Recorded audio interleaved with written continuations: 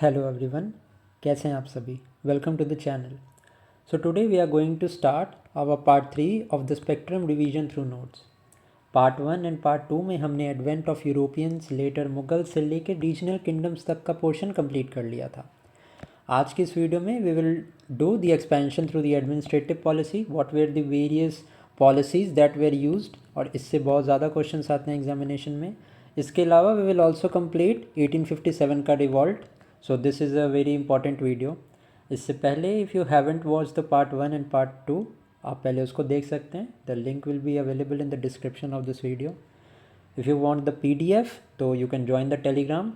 आज तक के लेक्चर की, मतलब पार्ट 3 तक के लेक्चर के जितने भी मैंने कवर किया है, that is available in the form of PDF on my Telegram channel. The link of the Telegram is also available in the description below. Now let us start the expansion through the administrative policy. हमने देखा how the British after Battle of Plassey and Battle of Buxar, they got the Diwani rights of Bihar, Bengal, Orissa, etc. Now what were the policies, that administrative policies that were used by the English East India Company to expand in India? The first one was ring fence policy. सबसे पहले ring fence policy के से regarding ये याद रखना कि it was introduced by Warren Hastings. Also Warren Hastings का अगर नाम आए तो आपको ये पता होना चाहिए कि he ended the dual government system of Bengal. ठीक है। Now let us study some facts about the ring fence policy. Now ring fence policy first of all was introduced by Warren Hastings. What was the aim? To counter powerful armies of Maratha, Mysore and Hyderabad. अभी इसके पहले की video अगर आपने नहीं देखी होगी तो you won't be able to understand कि ये इसका क्या मतलब है। After the decline of later Mughals, the regional kingdoms like Maratha, Mysore and Hyderabad flourished. Now you have to tell me in the comment box कि हैदराबाद का independent kingdom, Bengal and Awadh, इनके फाउंडर्स का नाम आप मुझे बता देना कमेंट सेक्शन में। लेट अस सी कि आपने कितना रिवीजन किया है। सो इनकी पावरफुल आर्मीज़ को काउंटर करने के लिए, मराठा, मैसूर एंड हैदराबाद की आर्मीज़ को काउंटर करने के लिए ring fence policy was introduce. The aim was also there to create a buffer zone to defend the company's frontier. इसका एक प्राइम एग्जाम्पल मैं आपको देता हूँ, अवध। जब बैटल ऑफ बक्सर 1764 के बाद अवध के ऊपर भी जो थे वो ब्रिटिशर्स डायरेक्टली अपना कंट्रोल कर सकते थे, but they didn't do that. So what was the reason behind that कि अवध को जो है वो रखना चाहते थे as a buffer state to protect Bihar, Bengal etcetera. ठीक है। तो यहाँ पे मैंने लिखा भी है, Awadh was use as a buffer state to defend Bengal. So this was the policy of ring fence.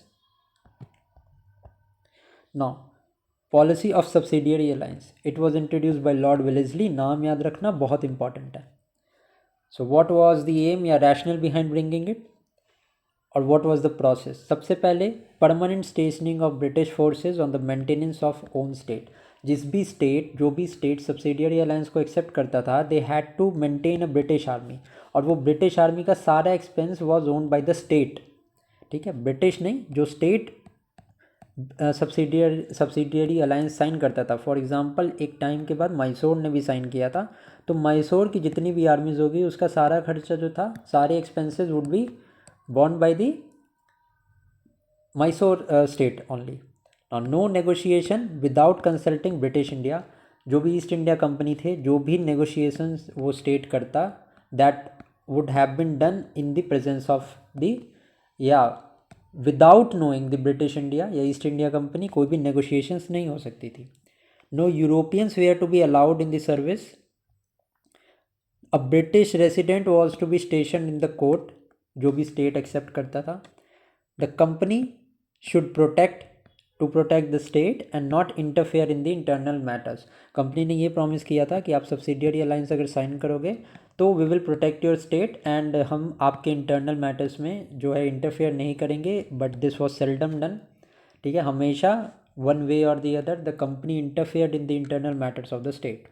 So ultimately इसका रिजल्ट क्या होता था, लास्ट स्टेज में, कि वो एक्सपेंसेस जो बियर करता था ना स्टेट, मिलिट्री या आर्मी को मेंटेन करने के लिए, that expenses were too high.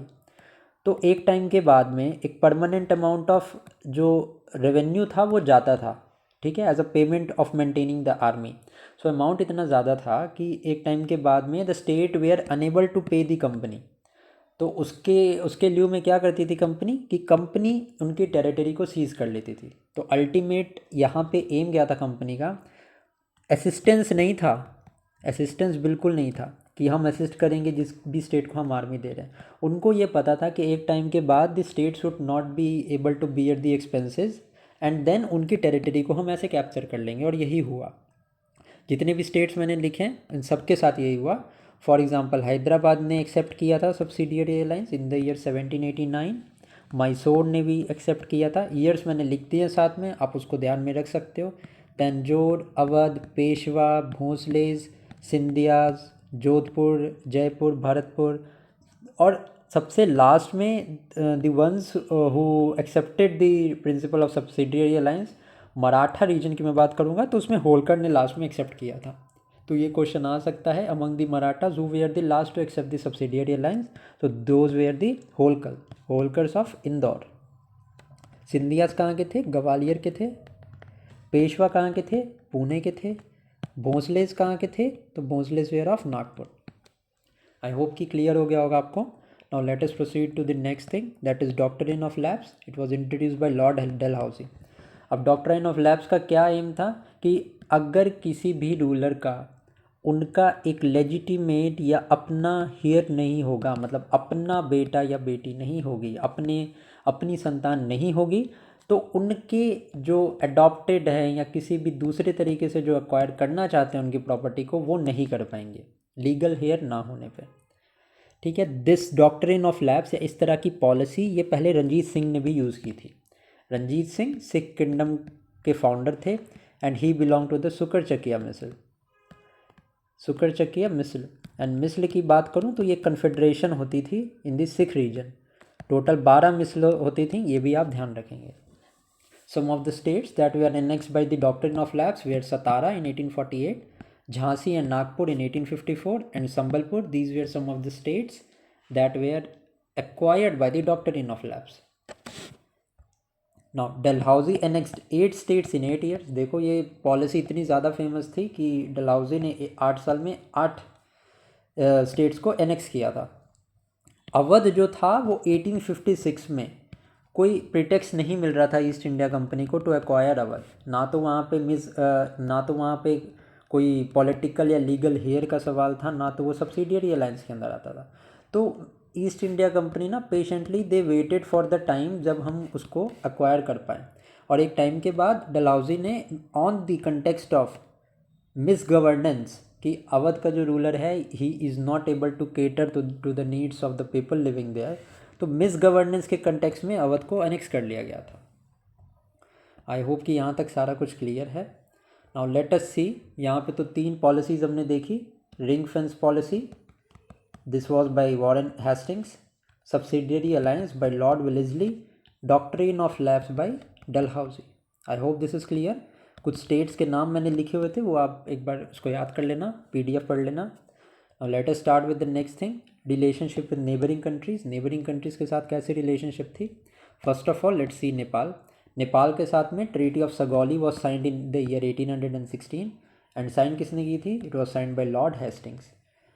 अब इस ट्रीटी के अंदर क्या था, कुछ फैक्ट्स देख लेते हैं। 1 2 3 3 फैक्ट्स हैं यहाँ पे, ये देख लेते हैं। इसको बस दिमाग में रखना।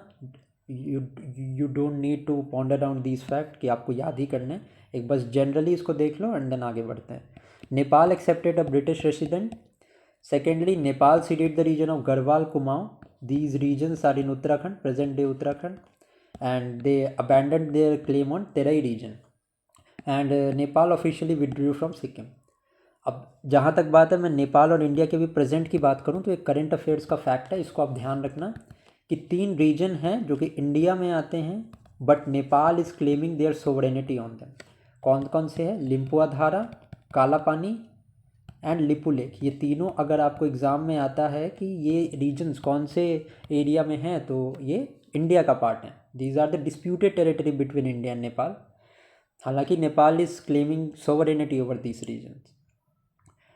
बर्मा से रिलेटेड है ट्रीटी ऑफ यांडाबो, ये भी ध्यान रखना। ये पूछ सकता है कि ट्रीटी ऑफ यांडाबो जो है वो किससे रिलेटेड है, तो it is related to Burma. If I talk about Afghans, forward policy, ये किससे रिलेटेड है, इट इज़ ऑफ अकलैंड।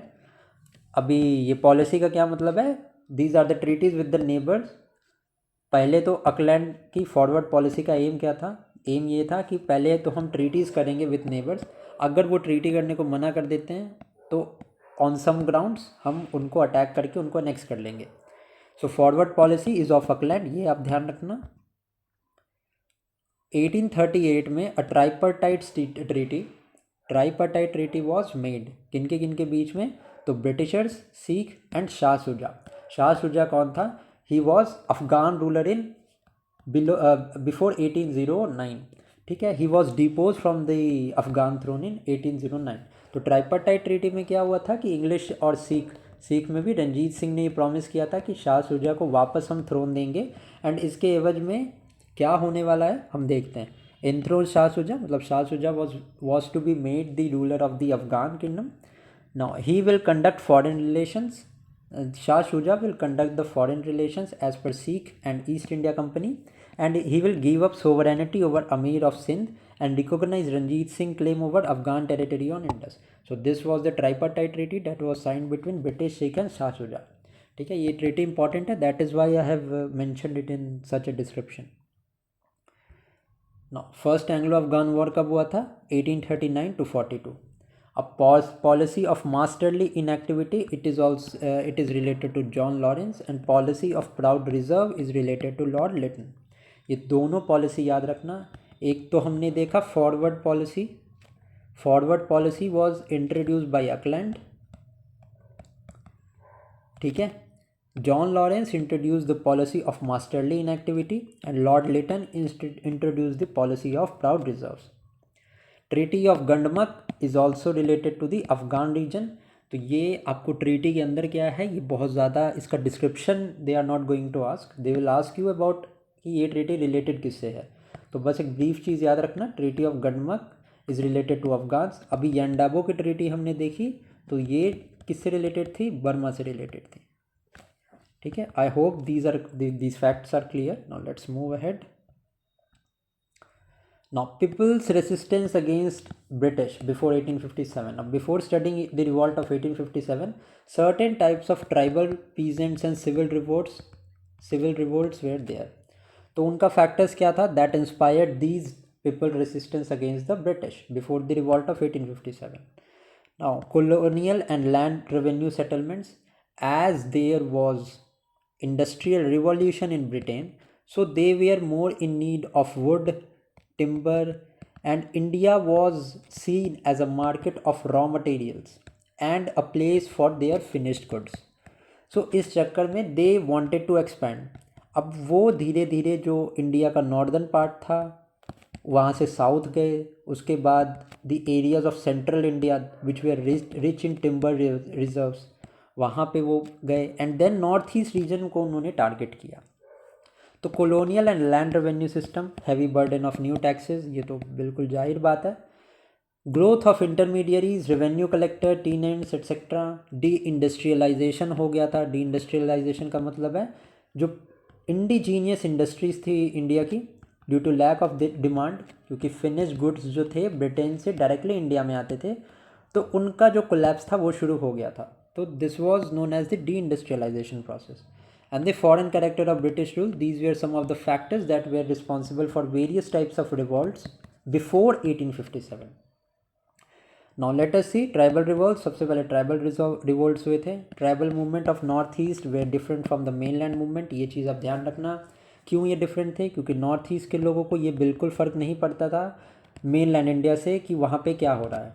जो ट्रेडिशनल सेटअप था नॉर्थ ईस्ट का वो डिसरप्ट कर दिया था इंग्लिश पीपल ने, मतलब इंग्लिश ईस्ट इंडिया कंपनी ने। सो वहाँ पे लोकल रीजन्स थे उनके, तो वो रिवॉल्ट में राइज किए। सिपॉय म्यूटिनी भी हुई। ये क्यों हुई, क्योंकि there was a discrimination in the pay and promotion. Foreign में सर्विस देते थे Indian sepoys, but they were are not paid any type of allowance for serving in the foreign nations and services outside India. पहले के time में जो थे people, उनको अपनी सॉइल पे रहना बहुत ज़्यादा इम्पॉर्टेंट लगता था, एंड उनको लगता था कि वो अपनी सॉइल या अपने इंडिया से अगर वो बाहर जाके सर्व करेंगे तो वो उनके रिलीजन एंड उनके कल्चरल प्रैक्टिसेस के अगेंस्ट होगा. सो दैट इज़ वाई वो सर्विस आउटसाइड इंडिया को भी लेते थे कि वो एक अच्छा चीज़ नहीं कर रहे हैं and they are not following their religion and their countries नहीं.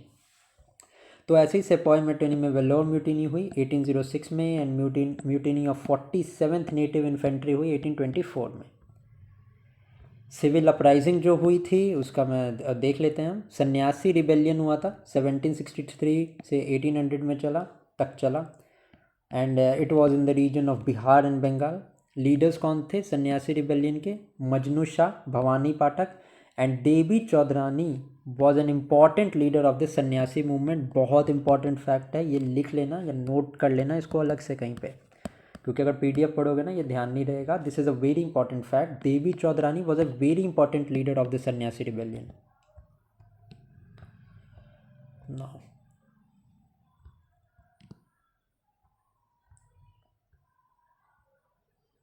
Now next is revolt of Moamarias. ये 1769 से 1909 तक चला. It happened in the part of Assam and some parts of Bangladesh. Who were the Maomaris? They were low caste peasants and they were responsible for weakening Ahom. अगर मैं Ahom kingdom की बात करूं तो you have to know the founder of the Ahom kingdom was Sukhafa, ठीक है, and one of the most famous leaders Ahom dynasty के थे was Lachit Borphukan. One more thing, Ahom से रिलेटेड है चरायदेव मोयदाम्स. ये यूनेस्को वर्ल्ड हेरिटेज की 43rd साइट है, ठीक है. तो ये आप ध्यान में रखना, ये इस साल क्वेश्चन में आ सकता है. 43rd साइट जो है, ठीक है, that is Charaideo Moidams. The leaders of the Moamarias movement were the Krishna Narayan. Revolt of Raja of Vizianagaram, northern Circars मतलब कर्नाटका, अपर कर्नाटका के रीजन में ये ऑपरेट करते थे and the leader were Vijayaram Raju. Revolt of poligars 1795 से 1805 तमिलनाडु का रीजन था and it was led by Katta Bomman. Revolt of Dewan Velu Thampi 1808 से 1809 में हुआ. The region was Travancore and it was led by Velu Thampi. Paika rebellion was there in Odisha 1817 में रिवॉल्ट हुआ था and Bakshi Jagat Bandhu led the revolt. Waghera uprising happened in the year 1818 to 1820 Baroda Gujarat में and it was led by Waghera chief of Okha Mandal. Ahom revolt जो था, Ahom dynasty एक अलग चीज़ थी. Revolt Ahom 1828 में हुआ था असम में, led by Gomdhar Konwar and Purandar Singh. Now Wahabi movement is very important BPSC point of view से. सबसे पहले तो it was an Islamic revivalist movement. Region कौन सा था? बिहार में, बंगाल में, northern western frontier province and Punjab के रीजन में था. Led by Syed Ahmad of Rae Bareli, ठीक है. सबसे पहले तो इन्होंने जिहाद डिक्लेयर किया था against Sikhs of Punjab, but later time पे इन्होंने ईस्ट इंडिया कंपनी या ब्रिटिश रूल के अगेंस्ट भी जिहाद जो है वो अनाउंस किया था. नेक्स्ट इज कुका मूवमेंट 1840 से 1872 तक ये चला था. Region of Punjab. It was basically a religious purification movement but at later stages it became very political. It was founded by Bhagat Jawaharlal and Ram Singh जो थे, इन्होंने फाउंड किया था.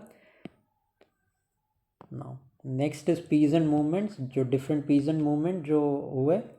सबसे पहले पागलपंथी रिबेलियन 1825 में हुआ था. It was led by Karam Shah. किस लिए हुआ था? तो zamindar charge excess rent. It happened in Bengal. तो ये याद रखना, Pagalpanthis led by Karam Shah. Faraizi movement in the year 1838 in Bengal. It was led by Dadu Miyan. Founder जो थे इसके वो हाजी शरीयतुल्लाह थे. It was against East India company and zamindars and later इन्होंने ज्वाइन कर लिया था वहाबीज मूवमेंट को. मोपला रिवेलियन ऑफ 1836 मालाबार केरला में ये ऑपरेट हुआ. Second movement Moplah second movement जो था वो हुआ था इंडियन नेशनल कांग्रेस पर खिलाफत मूवमेंट के टाइम पे 1920s में. उस टाइम पे भी मोपला रिबेलियन जो था वो वापस से एक्टिवेट हुआ था।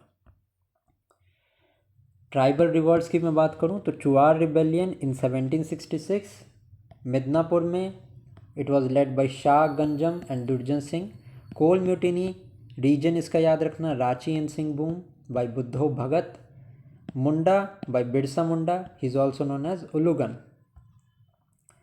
संथाल 1855 में Rajmahal hills in Bihar and it was led by Sidhu and Kanhu. Ramosi rebellion western Ghats में हुआ था and it was led by Chittur Singh. If I talk about Tana Bhagat movement, it was led by Jatra Bhagat. Rampa revolt in Andhra Pradesh, it was led by Alluri Sitarama Raju and it is very important. North east की मैं बात करूं तो अहोम हमने देखा, Khasi rebellion and Kuki rebellion. Khasi rebellion was led by Tirath Singh. तो जल्दी जल्दी में हमने ये सारा कुछ देख लिया। Now let us see the revolt of 1857, इसको भी हम ख़त्म कर लेते हैं। What were the causes of the revolt of 1857? The first one was heavy taxation, बहुत ज़्यादा हैवी टैक्सेशन लगता था। Partition behave with Indian products, अभी मैंने आपको थोड़ी देर पहले बैकग्राउंड दिया था of the industrial revolution of Britain, ठीक है। उसके चक्कर में the economic collapse of Indian handicraft industries and Indian localise industries were there. अब उसकी वजह से there was discriminatory tariff policy also. Political reasons क्या थे? ईस्ट इंडिया के पास जो था वो कंट्रोल था एंड दूसरा की interference in the socio religious affairs. अब मेन जो फैक्टर था वो ग्रीस्ड कार्टिलेज का था which was use on in the guns. Cartilage जो थी, it was believed that it was made by using the skin of cow and pigs. So it hurt the religious sentiments of Hindus and Muslims. This was the immediate factor which led to the revolt of 1857. Now straight away let us jump to the centers of the revolt, ठीक है। यहाँ पे मैंने centre का नाम लिखा है कि मतलब ये लोकेशन की नाम लिखी है। देन इसको लीड किसने किया, एंड ये जो पिंक में मैंने मेंशन किया है, this was the British officers who were appointed to suppress the revolt at that place. So let's start. Delhi में the revolt was led by general Bakht Khan. Delhi में ईस्ट इंडिया कंपनी ने अपॉइंट किया था लेफ्टिनेंट विलोकबी एंड हडसन को to suppress the revolt. Kanpur में the revolt was led by Nana Sahab and English East India company ने Hugh Wheeler and Colin Campbell को appoint किया था to suppress the revolt. Lucknow में the revolt was led by Begum Hazrat Mahal और यहाँ पे 5 ऑफिसर्स को अपॉइंट किया था। Henry Lawrence English, Henry Havelock, James Outram, Colin Campbell, इन सबको अपॉइंट किया था लखनऊ में। बरेली में the revolt was led by Khan Bahadur. Bihar में the revolt was led by Kunwar Singh. Kunwar Singh ने आरा में रिवोल्ट को लीड किया था। फैज़ाबाद में Maulvi Ahmadullah led the revolt. Jhansi में Rani Lakshmibai led and sir Hugh Rose को जो है वो झांसी में अपॉइंट किया था to suppress the revolt and Baghpat में शाह मल को अपॉइंट किया गया था। अब if I talk about the all India face of the revolt तो वो बहादुर शाह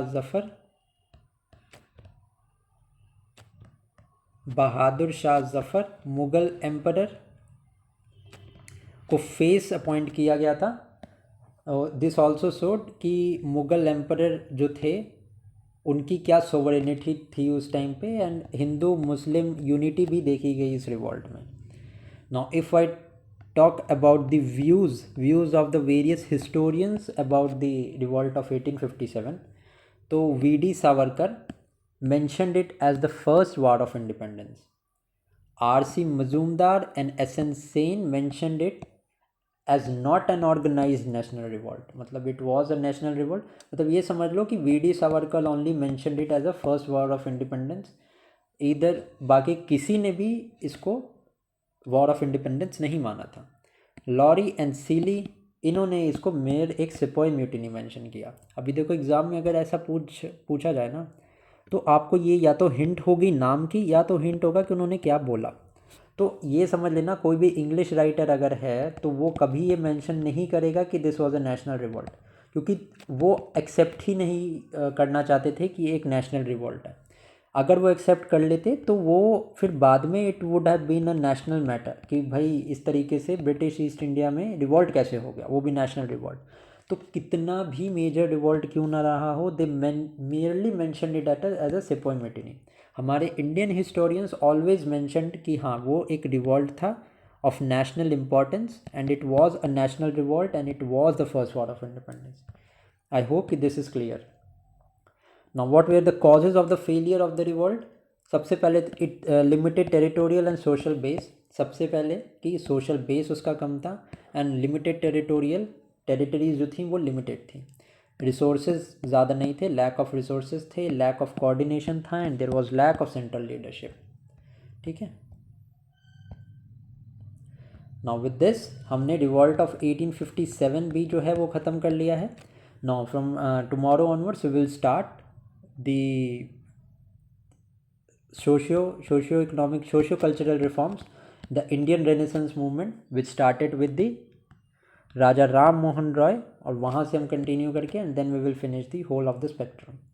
सो अगर वीडियो अच्छी लगी हो तो do like this video, comment section में बताना कि कुछ सजेशंस है तो अपने आप दे सकते हो, या वीडियो कैसी लगी आप बता सकते हो।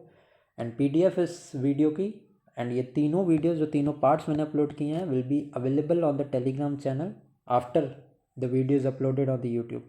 Until then, keep studying. Thank you.